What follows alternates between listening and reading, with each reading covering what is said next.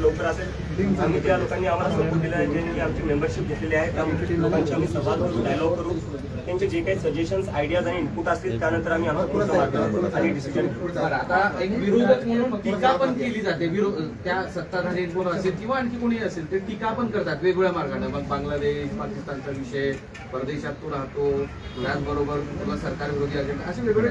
आता तू वाचलास असेल तर त्याबद्दल काय म्हणतो? माझ्यावर जे टीका केलं त्या केलेलं आहे. ठीक आहे, आज मी तुमच्या समोर बसवलोय, भारतात बसवलोय, काल मी प्रदर्शन केलं. तुम्ही एका पाकिस्तानीला मग दिल्लीत प्रदर्शन करू देता हे म्हणायचं तुम्हाला. आणि दुसरी गोष्ट माझ्यावर टीका करताय ठीक आहे. वेदांत नावाचा 17 वर्षाचा स्टुडंट सीबीएसईचा, त्याला या सरकार आणि मीडिया, जे मेनस्ट्रीम मीडिया आहे त्यांनी पाकिस्तानी म्हणलेलं आहे. जो मुलगा 17 वर्षाचा आहे त्याचं फक्त एकच काम होतं, मेहनत करायची आणि परीक्षा द्यायची. त्यांनी परीक्षा दिली. परीक्षामध्ये त्याला जेव्हा कळलं की त्याची मार्कशीट चुकीची चेक झाली, तो कारभार त्यांनी उघड आणला, तेव्हा तुम्ही त्याला पाकिस्तानी म्हणले. या देशात तुम्ही कोणाला पाकिस्तानी म्हणणार आहे? त्या वेदांतला तुम्ही पाकिस्तानी म्हणताय, जो एक सीबीएसईचा स्टुडंट आहे.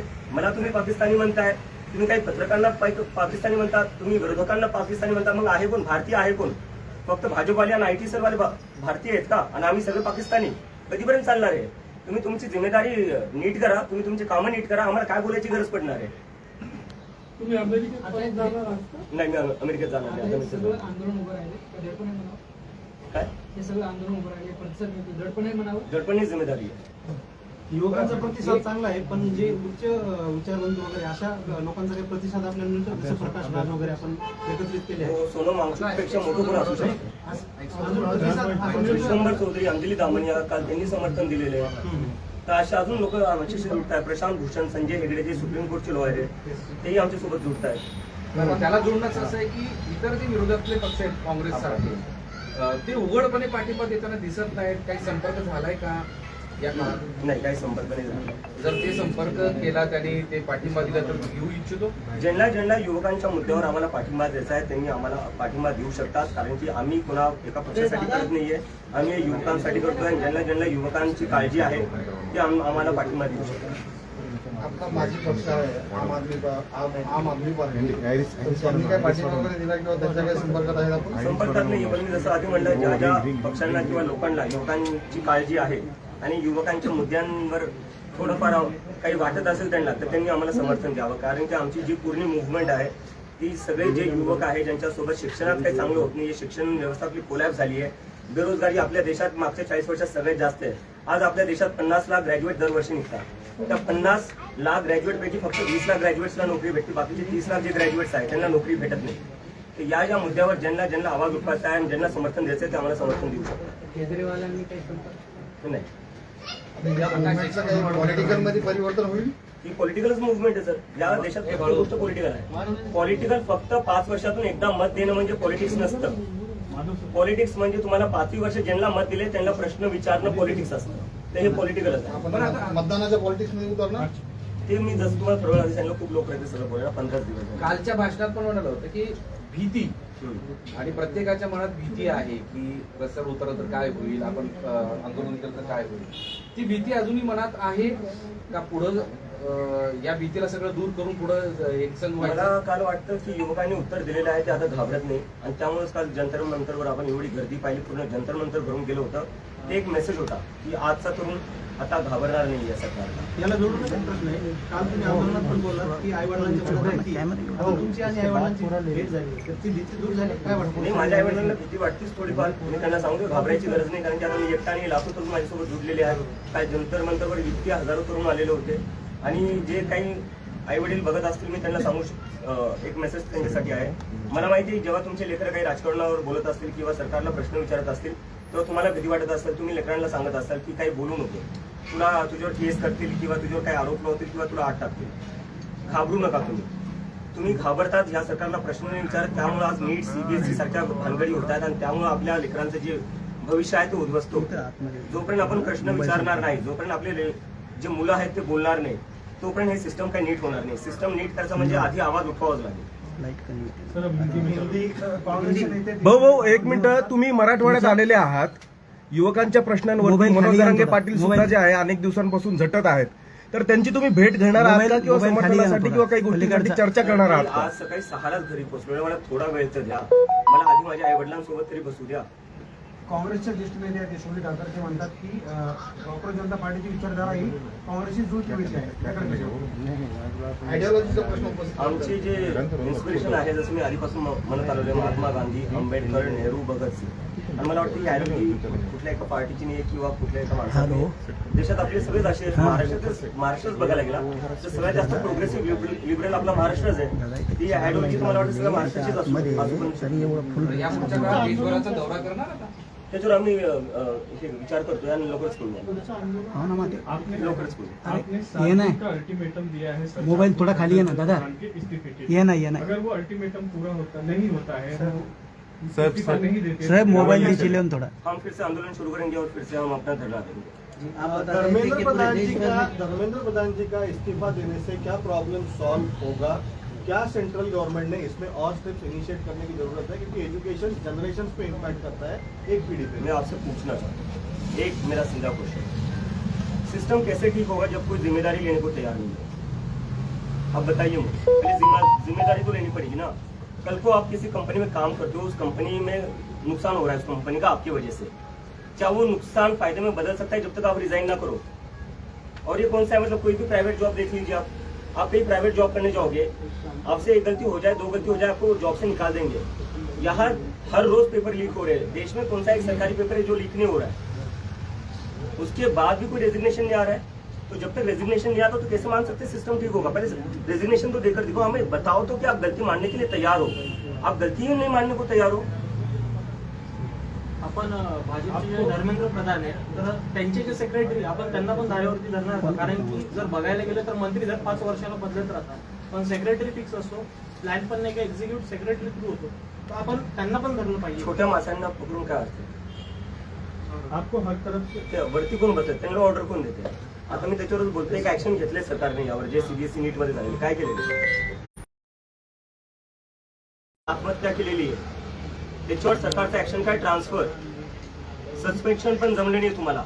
म्हणजे या देशात जे स्टुडंट्स आहेत त्यांच्या लाईफची व्हॅल्यू एवढी कमी आहे की तुम्ही सस्पेंड नाही करू शकत अधिकाऱ्यांना.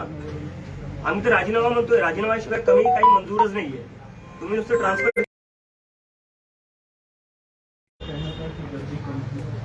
और आपके लिए पाकिस्तानी लफ्ज का भी इस्तेमाल हो रहा है, इसके बारे में आप क्या कहें? मैं ये पहले बोल चुका हूँ, भीड़ कहाँ से कम थी, फोटोज देख लीजिए आप जाकर. पूरा जंतर मंतर भरा हुआ था. कुछ लोग आ गए थे जो धरना शुरू होने से पहले ही फोटो निकाल कर चले गए और दिखा दिया कि देखो भीड़ आई. अरे शुरू ही नहीं हुआ था, मैं खुद वहां नहीं पहुंचा था. जब मैं चला गया तब तो पूरा भरा हुआ था.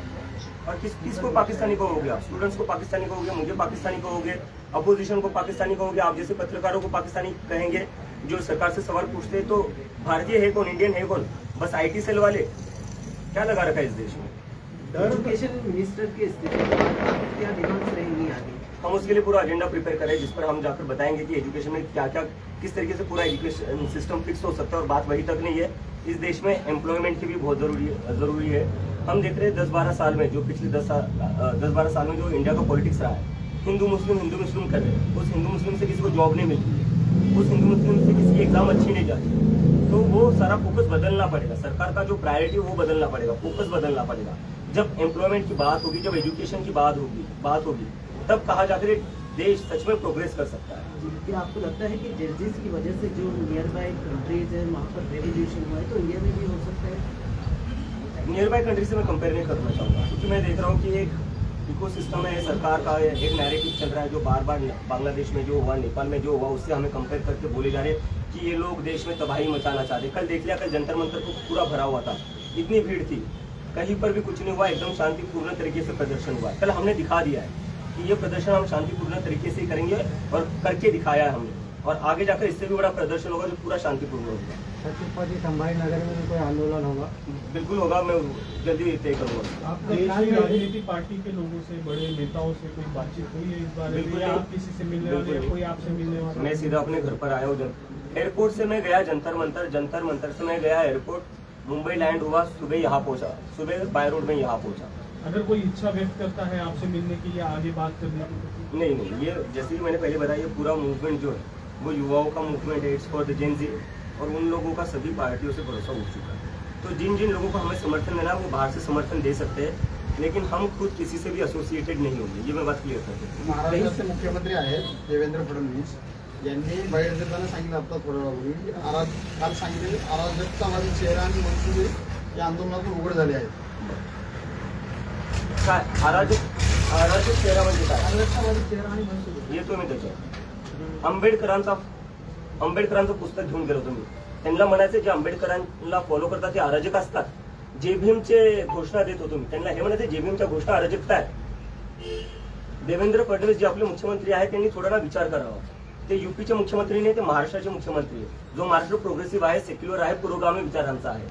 ते कसं काय जे आंबेडकरांचे पुस्तक घेऊन चालतायत, जे भीमचे घोषणा देत आहेत, त्यांना कसं काय ते अराजक म्हणू शकतात? मला लाज वाटते जे स्टेटमेंट आले त्यावरनं. काँग्रेस जनता पार्टीचे वाळूज महानगर हेड ऑफिस राहील म्हणजे राजकीय कार्यालय. प्रयत्न करू बेस बनवायचा. जंतर मंतर में जो लोग आए थे, जो बच्चे आए थे, जो यूथ आया था, ये देश के किस किस कोने से आया था? आपने कुछ इसको एनालाइज किया है, कुछ स्टडी किया कल है? जो मैंने टी शर्ट पहनी थी वहां पर Indian jersey, Indian cricket team की, वो एक लड़का आया था सिक्किम से, 1500 किलोमीटर दूर से आया था. एक लड़का आया था केरला से, वो भी बोल रहा था सर मैं केरला से आया हूँ, बहुत दूर से आया हूँ, आपसे बस 2 मिनट बात करनी थी. 2 मिनट बात करी उससे. कुछ लोग आए थे उड़ीसा से, कुछ लोग आए थे बंगाल से, राजस्थान से लोग थे, गुजरात से लोग थे, महाराष्ट्र से, तो मतलब पूरी टीम में मेरे जितने भी दोस्त थे पुराने वो सारे वहां पर ही थे. तो पूरे देश भर से लोग आए थे. कश्मीर से भी एक दोस्त मिला था मुझे, वो भी आया हुआ था. आपका जो ये पक्ष है वो एक मूवमेंट के लिए सीमित रहेगा या आगे और भी इसमें कुछ आएगा? आप राजनीति में करेंगे, अपना अलग से पक्ष बनाएंगे? जैसे मैंने कहा कि राजनीति को बस अपना इलेक्शन की तरफ मत देखिए. इस देश का जो नुकसान हो रहा है ना, वो इसलिए हो रहा है क्योंकि आप लोगों ने ना राजनीति को बस इलेक्शन तक ही लिमिटेड रख दिया है. 5 साल में एक बार इलेक्शन करवा दो, उसके बाद सब भूल जाओ क्या हो रहा है क्या नहीं हो रहा है. फिर सब बिक जाते हैं, यहाँ बैठ जाता है, उसके पास बैठ जाता है, खरीद फरोख्त चलती रहती है अगले 5 साल. तो ये सब नहीं करना है, हमें मुद्दे की राजनीति करनी है. राजकीय पक्ष बनवण्यासाठी पक्षाची नोंदणी करणार आहे का कुठे? डर है एक मिनिट. कहीं ना कहीं आपको नोंदणी टारगेट कुठं- कर रहे हैं, तो आपके पेरेंट्स को भी डर है कि आपको कहीं जेल में ना डाल दें. मैं मेरे पेरेंट्स को बता कर आया था जब मैं यूएसए से बैठा था फ्लाइट में कि मैं तो इसलिए आ रहा हूँ, मैं मेंटली प्रिपेयर्ड हूँ जेल जाने के लिए. अगर मैं जेल जाता हूँ आप चिंता मत करना, क्योंकि इस देश में किसी ना किसी को तो आवाज उठानी पड़ेगी और कल मैं उसके लिए तैयार था. अभिजित, हे काँग्रेस जनता पार्टीची काही नोंदणी केली जाणार आहे का? ते आम्ही Political इंग्लिश किंवा तुम्हाला संघटन मी म्हणून. आता हे 3-4 वेळेस म्हणते 15 दिवस झाले आम्हाला, 15-16 दिवस झालेले. आम्हाला थोडा वेळ द्या, कारण की आम्ही 15 दिवसाचं जेवढं मोठं आंदोलन करून दाखवले जंतर मंतरवर, हीच खूप मोठी गोष्ट आहे. कई सारे ट्रेडमार्क्स आपके नाम जेनजिस के लिए कोई मैसेज है? जनता को एक ही मैसेज है कि जब आप लोग आवाज उठाओगे तो सरकार में कोई भी बैठा हो उसको आपकी बात सुननी पड़ेगी. आप लोग आवाज नहीं उठाते हो, उन लोगों को लगता है कि आप डर जाओगे, और उनको ये लगता है कि अगर ये लोग मुझे अरेस्ट कर देंगे तो उससे आप लोग डर जाओगे. लेकिन आपको डरना नहीं है. अगर जेल में जाने की बात आई, मैं खुद जेल चला जाऊंगा, आप लोगों को जेल में जाने की जरूरत नहीं है. लेकिन मैं बस एक चीज चाहता हूँ, आप लोग आवाज उठाते रहो. जब जब किसी के साथ भी इस देश में गलत होगा, ये हम सबकी जिम्मेदारी है कि हम आवाज उठाएं. Thank you. आपण परत कधी भेटणार आहोत अभिजित? एक मिनिट जागा सोडू.